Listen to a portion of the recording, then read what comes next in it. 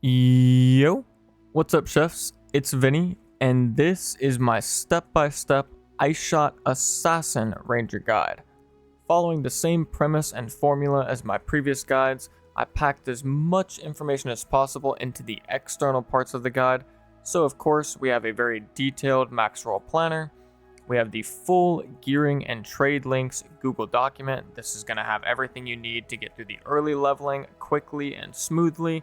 And then once you get into early endgame, it's going to have every single item with a trade link to boot, from your bow all the way up to and including your jewels. We also have a POE planner. Now, something to keep in mind here is that this is not exactly a leveling planner. This is basically just a direct import of my current character at level 83. It has all of my items, it's got the passive skill tree, it's got the skills, and it's configured so you can have an idea of what the DPS is going to be looking like, but make sure you keep everything in perspective and remember that this build is very low budget. And realistically, the numbers in POE are kind of irrelevant at this point in time until we get more changes and the game's been out for a longer period of time. With that being said though, I'll just talk about the budget briefly. The bow is our most expensive item, coming in at 50 exalted orbs. I believe the quiver was 25, and everything else was 20 exalted or less. So given the fact that currently a divine orb is going for 273 exalted orbs, you could buy my entire kit 2 times over for 1 divine orb. And we have currently already done T15 maps, we have done the T4 Trial of Secamus boss, Zarok. So given the budget, I think the build is in a very good spot. Moving back to the Maxroll planner though, as I said, this is a step-by-step guide similar to my monk one, so this is going to be taking you from level 1 all the way up to about level 80, and you should be able to do T10 maps more than comfortably. Like I said, I've already done T15, it's very likely that you'll be able to do T15 maps at this point as well. But if you want to do those very quickly and a little bit more comfortably, you might need to invest a tiny bit more currency. But we're going to be working on that on the next stream, of course. Getting into the skills though, starting at level 1, you will not have access to Ice Shot, so we're going to be starting with Lightning Arrow. For Lightning Arrow, we're going to be running Pierce and Martial Tempo. Then we've got Lightning Rod with Scatter Shot, Primal Armament, Orb of Storms with Chain and Persistence, Herald of Thunder with Magnified Effect, and Lightning Infusion. You'll be getting access to Orb of Storms right around level 5, and you'll be getting Herald of Thunder right around level 11 when you get your first Spirit Gem. Something I just want to briefly mention here is that the way we do single target damage with this build, starting at the very beginning of the game, all the way up to the current point, and for the end of time, will be by placing an Orb of Storms on the enemy we're trying to nuke. Then we will stand in the Orb of Storms with the enemy, and we will spam Lightning Rod. The reason you need to stand in the Orb of Storms is, as you can see, this little section right here, and when you use a lightning skill near the orb. From my testing, near the orb means in the orb. You can't be outside of it, you basically just have to be inside of it for this to take effect, and when it does take effect, you will be doing a ton of damage because your Orb of Storms will be proccing your Lightning Rods. And it's kind of like a chain effect. Your Lightning Rods proc your Orb of Storms, and your Orb of Storms proc your Lightning Rod, and it creates a ton of damage. Moving on from that, we get to level 30 to 65-ish. So we've got the level 1 to 30-ish gear section here. We've got the level 30 to 65-ish gear section here. This is supposed to be a pulsar count ring. I don't know why the Maxroll planner is not updating right now, but it will be updated when the video comes out. So just keep in mind that this should be a pulsar count ring, which is why we've got Ice Shot, pulsar count swap. So right around level 30, you're going to get access to Ice Shot. You're going to be taking Martial Tempo, Primal Armament, Heft, and Fork. If you don't have access to your 4th jewel slots yet, that's fine. You don't need them at this time. However, you can buy a 4-socket Ice Shot for like 10 exalted off the trade website. Just something to keep in mind if you've got extra currency laying around. Same for your Lightning Rod. If you don't have the 4th slot yet, it's not a big deal, but eventually when you do get it, you'll want to put in Lightning Pen. Orb of Storms, we're going to be doing Chain, Unleash, and Overabundance. Not sure if I said the Lightning Rod ones. It's a Scatter Shot, Concentrate Effect, Close Combat, and Lightning Pen. Herald of Ice, we've got Magnified Effect, Cold Infusion, and Long Shot, and then we have Wind Dancer. The idea here, and you don't have to do this, but this will make your leveling much quicker and, smoother, more quality of life. It's like I said, you're supposed to be running a Pulsar Kiln ring in one of your ring slots. Combine that with Herald of Ice and Ice Shot, and you're going to be getting a chain explosion effect, similarly to if you were running a double Herald, which is what we'll talk about next. The next skill section here, we've got a level 45 to 65 alternative setup. So this would be under the impression that you get an amulet like this one that gives you extra spirit, or you could get a chest piece, but I think using this chest piece to level is quite good because it gives you extra movement speed. So under the premise that you get an amulet with extra spirit, you'll then have enough to run all 3 of your spirit skills prior to getting your last 40 spirit from Act 3 Cruel. So if you do that, you can run Herald of Ice, Herald of Thunder, and Wind Dancer, and you can start doing the double Herald tech. So you can run Lightning Infusion and Herald of Ice, Cold Infusion and Herald of Thunder, and you get that chain explosion effect that was popularized with the monk, and a lot of people have started to come to enjoy over the recent time frame, or in a recent time frame. Other than that, there's nothing else really different with the level 45 to 65 alternative, other than, like I said, you're taking Herald of Ice and Thunder, and you're doing the double Herald tech with the inversed infusions. For level 65 to 78, this is where you're going to be adding spirit from your chest or amulet. Currently, I'm adding it from my chest piece, as you can see here. This is a direct import of my gear at level 78. This was the gear I was using. I'm still using up to this point at level 83. I have spirit on my chest piece, and I don't have spirit on my amulet. So, and you only need it on one of them, to be clear. And I'll explain why maybe you would want it on both, but personally, I don't think you should get it on both. That's just my experience. But level 65 to 78, we're going to be running all of the same gems in Ice Shot, all of the same gems in Lightning Rod, Orb of Storms, Herald of Ice, Herald of Thunder, Wind Dancer, and now we have Grim Feast because we got the extra spirit from Act 3 Cruel. Following that, the final skill section minus the boss section is going to be once you get to level 78, that's when you can get access to the Expert Dual String Bow. As you can see, requires level 78 right there. So at that time, we're going to be picking up a new bow. We're going to be getting critical hit chance on it, which is very, very important. And then we're going to be doing a big swap. We're going to be changing a couple things with our skill gems. We're going to be changing a fair bit of things with our passive tree. I said big swap, but it's actually not that big, to be fair. You're just changing the passive tree a little bit and changing a couple of skill gems. So the skill gems that you want to take note of is we're going to be dropping Heft on Ice Shot for Ambush. This is very important. Lightning Rod will be the same. At this point, you'll probably have access to a 4-slot Orb of Storms and Herald of Ice, so I've included those gems here as well. We're going to be taking Font of Rage and Orb of Storms, and Long Shot and Herald of Ice. Everything else is the same. If you were to get a 4th slot in Herald of Thunder, the only thing I could really recommend to put here would be Lightning Mastery +1 level to lightning skills, which is going to be pretty negligent. It's up to you if you want to spend the money on that. And finally, we have a Pinnacle boss setup. So for the Pinnacle bosses, this is important where you only need spirit on one of the pieces, because the way we make this work is you get rid of Herald of Thunder and Herald of Ice. You don't need to take them off, you just need to deactivate them. And then you need to activate Cast on Shock, which is going to be 60 spirit. So we've got 60, 30 is 90, plus another 30 is 120. Finally, plus 10 from Clarity is 130, which is why we need at least 30 spirit on either our chest piece or amulet. And then this will be the bossing setup. The only things really that we change here is we're going to take Primal Armament out of Ice Shot. We're going to put it into Lightning Rod. So we're going to be swapping Lightning Pen for that. So Primal Armament and Lightning Pen swap places. Orb of Storms is the same. Wind Dancer. We're going to replace Grim Feast with Ghost Dance. And like I said, we're replacing the Heralds with Cast on Shock. This is going to have Ball Lightning, Impetus, and Inspiration.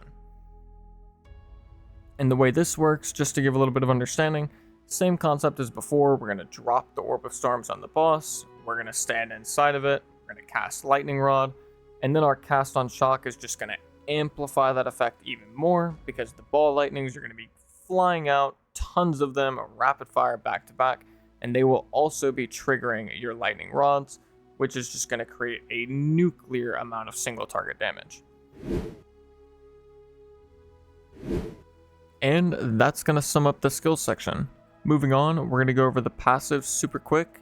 I do have multiple different setups here. You've got your leveling from 1 to 78, you've got the level 78 respec, you've got a bossing setup, and then I went ahead and even included a level 78 to about level 85, just a rough estimate of what the plan is. Of course, I would recommend you wait for the full endgame, like deep endgame guide that's going to be coming out in the future to see my, solidified and tested version of that. But I know there will be people that want to just have an idea of where I'm going in advance. So if you can't make it to the stream, I've set something up for you. Starting off with the level 1 to 78 section though, let's bring it all the way back to the beginning. You can just come, can't really see my mouse unfortunately, but you can click all the way down at the bottom left and it'll take you all the way to the beginning. Starting off the first 20 points, you're just going to route your way through here, getting a bunch of increased damage. And I'll just briefly say, the two things we're looking for in the passive tree while leveling is as follows: damage, movement speed. Those are what we care about. That's going to get you through the campaign as quickly as possible and smoothly as possible. And you'll see a pattern here. So we go for a bunch of damage, we get attack speed, dexterity, we get more damage, we come back here, we grab evasion, which is not really necessary, but it's just on our way to, guess what, movement speed. Then we come down here, we get a bunch of extra damage, then we get some more damage right here. Then we're going to go down. We need to route this way eventually anyways, but it's also got movement speed. We grab a quick jewel socket. I've got jewels set up in here so you can see what I'm working with currently, but I'd recommend if you want to see the exact jewels I'm using, check out the POE planner, link in the description. After that, we're going to move over here. We're going to get another jewel socket. We're also going to get some elemental damage with attacks, which is quite nice.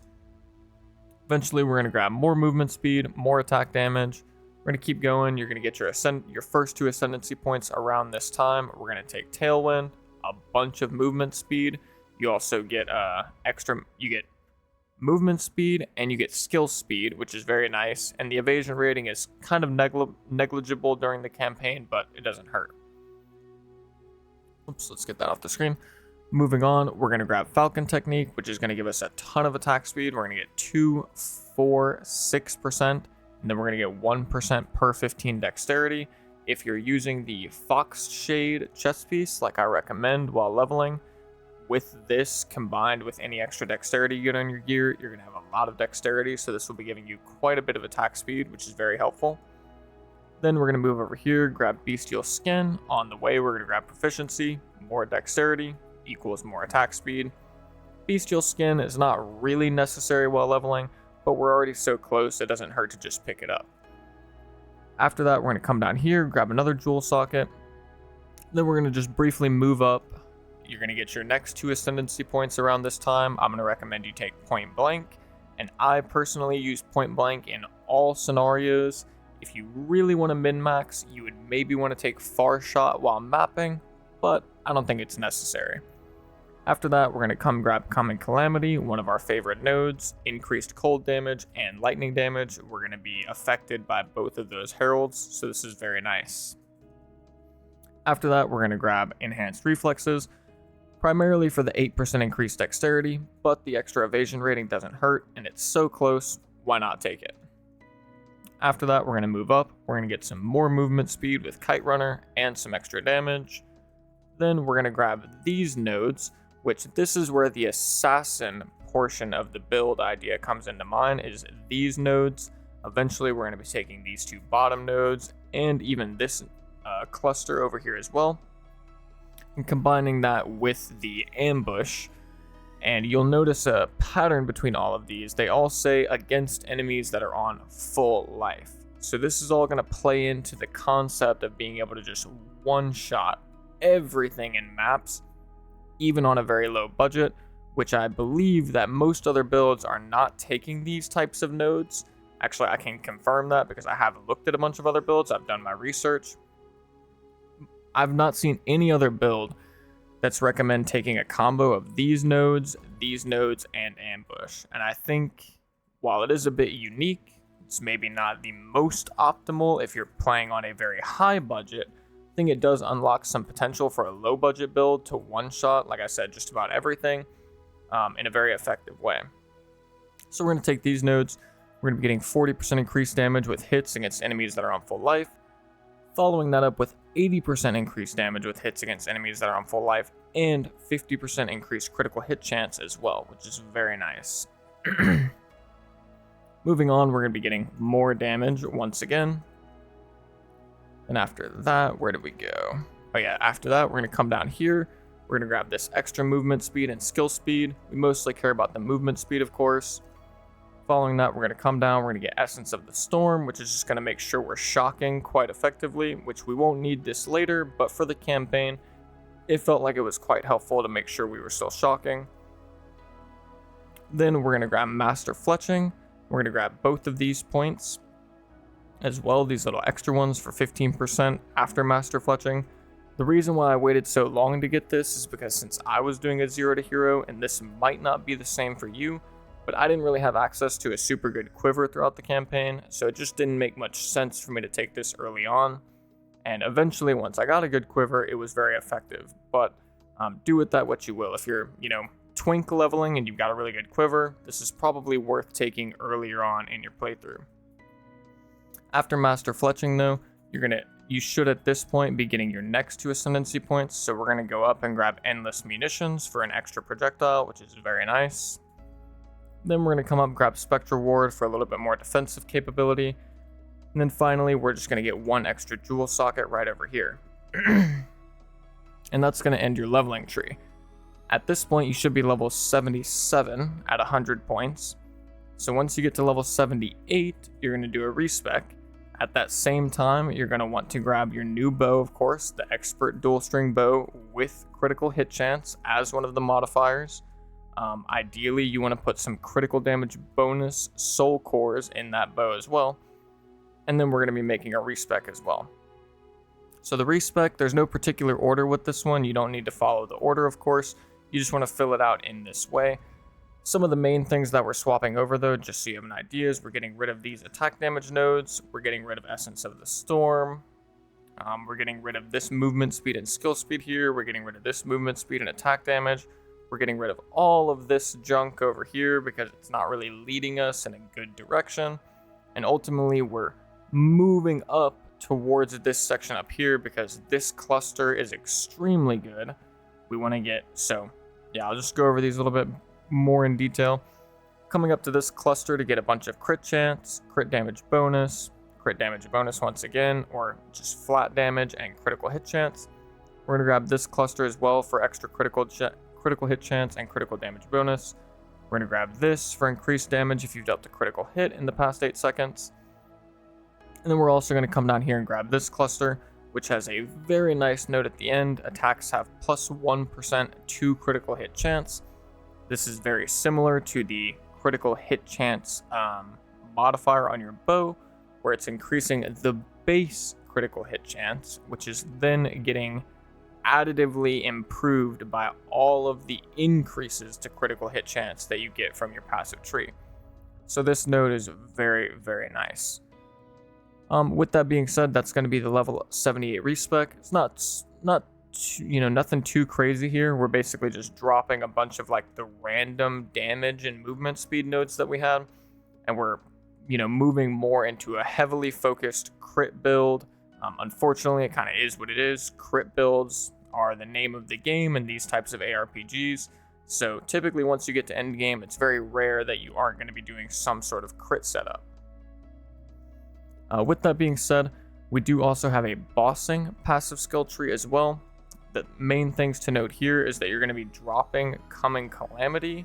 You're also going to be dropping these nodes right here because the boss is only going to be on full life for a brief period of time. And we're also not going to be running our heralds for bosses.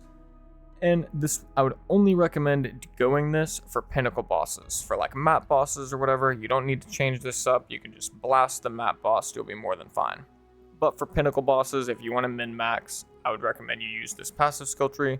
So like I said, we're dropping Coming Calamity, we're dropping these nodes right here, First Approach, and instead we're going to be taking this, Stand and Deliver. This is just going to give us a bunch of extra damage when we're really close to the enemy, which we will be because we have to stand inside of our Orb of Storms to do good damage. And then we'll also be taking Cooked, a very appropriately named passive node for my YouTube channel.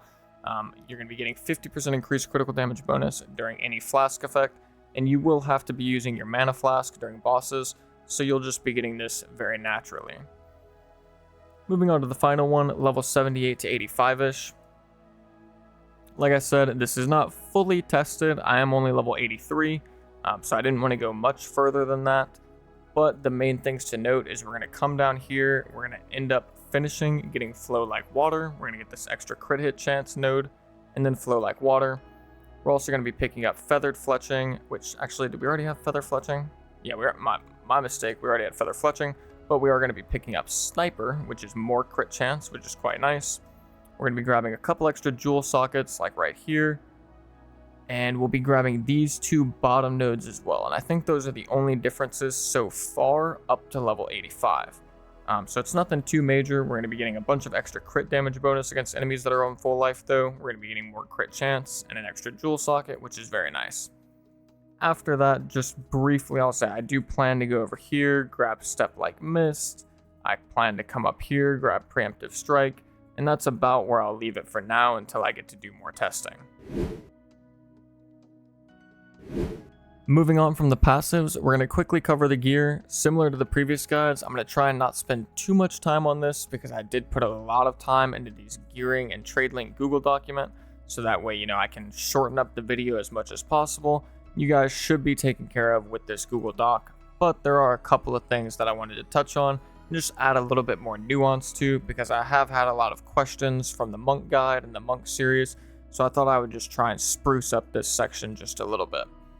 For the level 1 to 30 section, I just want to point out that some of these items are not realistic. Maxroll just sort of like gives you the max roll. Like, I hate to say it, no pun intended, but when you create an item in Maxroll, if you're not importing it from game, it just like puts the max roll. I'm not going to go through there and like figure out precisely what the roll should be or what's realistic for the current level, so I just let it use the max roll. The point here, though, is that you want to see what modifiers are on the items, and those are modifiers you should be looking for while leveling. So, for example, on your boots, you really just want movement speed. On your rings, you want flat damage. You don't have to find a ring with all three forms, but these are the good ones. You don't really want fire. You primarily want physical, cold, or lightning. Any of those are good. Resistances are also always good, pretty much on any of your items. For your gloves, same thing, you want flat damage, but you also want attack speed if you can find it.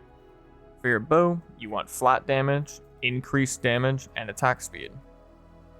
Quiver, same as your rings, or same as your gloves I should say, flat damage and attack speed, and you'll be good to go. And finally, for the chest piece, I'm going to recommend you pick up a Fox Shade for 1 Exalted Orb. This will help out your leveling experience by quite a bit. For level 30 to 65, as I said before, this should be a pulsar count ring. Please, don't forget this should be a pulsar count ring, otherwise it is not going to work effectively when you're leveling from 30 to 65. This will be included in the Maxroll planner that you guys get access to. For some reason, it's just not updating right now. I'll have to work on that. At level 28, you're going to get a regular dual string bow, and then at level 55, you're going to get an advanced dual string bow. And in the gearing and trade links document, I do have an interim bow for level 45 as well. It's an advanced short bow if you want to pick that up just to be, really zooming through the campaign. But for the most part, you should stick to using dual string bows if you can help it, because the extra arrow, the implicit mod right here, bow attacks fire an additional arrow, is very, very, very good. It's basically like doubling or tripling your damage. Not tripling, it's like doubling your damage. And then whenever you finally get your endless munitions from your ascendancy, where you get an extra projectile, it's like tripling your damage.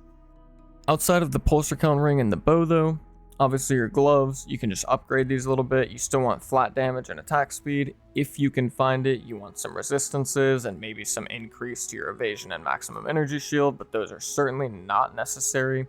I finished the campaign with 12 fire resistance because I just didn't feel like upgrading my gear, and I had no issues. The boots, you can upgrade these as well. You can get more movement speed, same as the gloves. You can get some extra evasion, energy shield, and resistances, but you really don't need to upgrade these until you get to like level 65 and get into the end game. At least that's what I did, and that's kind of what I would recommend as well. But if you've got a ton of extra currency laying around and you want a twink level, this would be an example of how you could do that. For your secondary ring, not the pulsar cone one, same as before, you just want flat damage, you want some resistances. Amulet, if you want to do the alternative skill setup, you're going to want one with spirit, but if you don't want to do that, you can just get a regular amulet without the spirit, invasion, maximum energy shield, attributes, all Ellie res, all good stats. Quiver, same as before, you want flat damage. Now you also kind of want increased damage with bow skills though, and increased attack speed.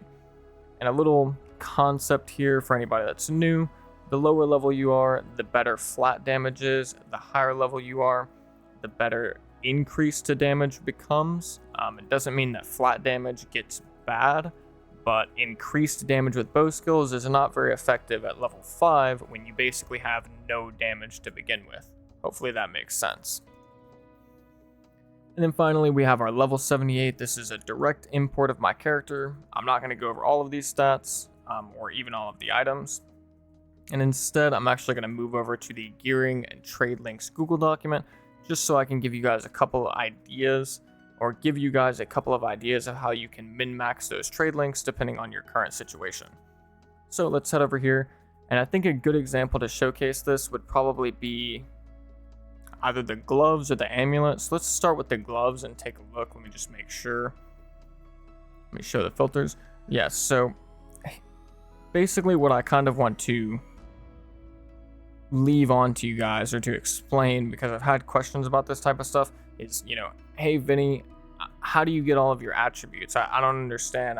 I've used your trade links and for some reason I just don't have enough dex or enough intelligence or strength or whatever the case may be. How do you do it? I don't understand. Well, the first thing is, you want to make sure you use your passive attributes and slot them to whatever you need, whether it's dex, intelligence, or strength, but that's not going to be enough. You are going to need some attributes on your gear. So as I showed, this is the trade link on the Google document. Let's say you've already got a bunch of your resistances and you're covered on your resist. So you don't need any more on your gloves and you're about to buy some gloves. Well, what you can do is you can open up the filters by clicking show filters right here. You can come to the weighted sum V2 section. You can just click this button so it's inactive. Add a stat group. For attributes, you'll want to add a count. You want to type in a dex for dexterity, int for intelligence. You're going to set the minimum to 1, and then the minimum for the individual stats, I'd say roughly about 20. Then what's going to happen is when you search, so here, let me just uncheck this, check this.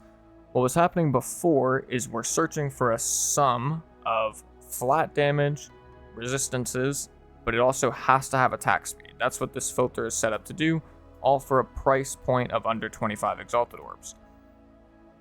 So when I open this up, what I might want to do is sort by the bottom, and that's going to sort by the flat damage rules. So as you can see, this is a pair of gloves, 10 exalted orbs, it's got attack speed, it's got resistance, it's got really good flat damage rolls, very solid pair of gloves. It happens to have intelligence, but if you look down at this bottom one, it doesn't have intelligence, and a lot of these won't. What you can do though is if you don't need resistances, like I said, you turn off the resistance filter, you turn on the count filter, research. Now you can sort by the sum. It's still sorting by the flat damage roll, but it will have to have an attribute. So as you can see, 28 dexterity, 30 dexterity, 28 intelligence, 27 dexterity, etc., etc. And if you really want to, you could try and turn them both on. I haven't tried to do this, but lo and behold, there's actually 3 results that has all of the things you might want. Now these might have lower flat damage rolls, but they could still be good. I mean, this one is, this is a very good pair of gloves right here, listed 3 days ago. 33 fire res, 22 intelligence, it's got the attack speed, it's got good flat damage rolls, and it even has max life just as a bonus stat. So just wanted to show you guys that example of how you can use the count for your attributes and you can use the weighted sum for your resistances. Another quick example I'll show is the amulet, I believe. If I open this link, pull it up, we'll just take a quick look. Yeah, so another thing I wanted to show is the weighted sum. So what we're looking at here for the gloves, just a second ago, is a weighted sum V2. For the amulet, we have a weighted sum, not a V2, just a regular one. The thing I wanted to point out here is I'm still learning this stat group myself. I'm not perfect with it, but I did use this in a lot of the trade links because it is quite effective. The thing I want to point out is, as you can see, currently we have 375 matched results. If we sort by a sum, that's going to be finding the highest combination of energy shield, percent increased energy shield, and percent increased evasion rating. So this one would be very good. It's got a lot of evasion rating, it's got a lot of maximum energy shield, it's also got all of the other stats that we want, which are rarity of items found and critical hit chance. However, let's say you want to do window shopping and you've got 372 matched results, which is quite a bit. Something you can do is you can look at the sum right here. You can see it's 294, which is quite above 150. You can manipulate this. Let's go 250. We're going to re-hit search, and now we've only got 34 results. So we can sort by sum, but we have way less results to actually look through in case you wanted to do some window shopping. Whether that would be for attributes, like right here, we've got 20 dexterity. Maybe you want to try and find something with resistances. Right here, 6% to all elemental resistances. 33 strength, etc., etc. 8% all elemental resistances and fire resistance. If you manipulate that minimum field for the weighted sum, you're going to end up with less results, which means you have less things to actually go through in case you want to just try and min-max your items a bit more. Hopefully that made sense. I think I've definitely rambled on a bit more than I would have liked to. I apologize. I try to keep the guides short, but there is honestly a lot of information, especially with, going from level 1 all the way to level 80. But hopefully you guys enjoyed the video. I really appreciate all the support you guys have given so far. This last month has been absolutely insane. I do plan to be streaming more often in the future. I've got all of the stuff figured out with my car and the dealership and all that stuff. For the most part, I have to go pick up my car here in the next week or so. But hopefully that's not going to be getting in the way too much anymore. And other than that, I hope you guys enjoyed and have fun blasting. And last but not least, take it easy, chefs. Watch your blue eyes fade to gray as you fade away.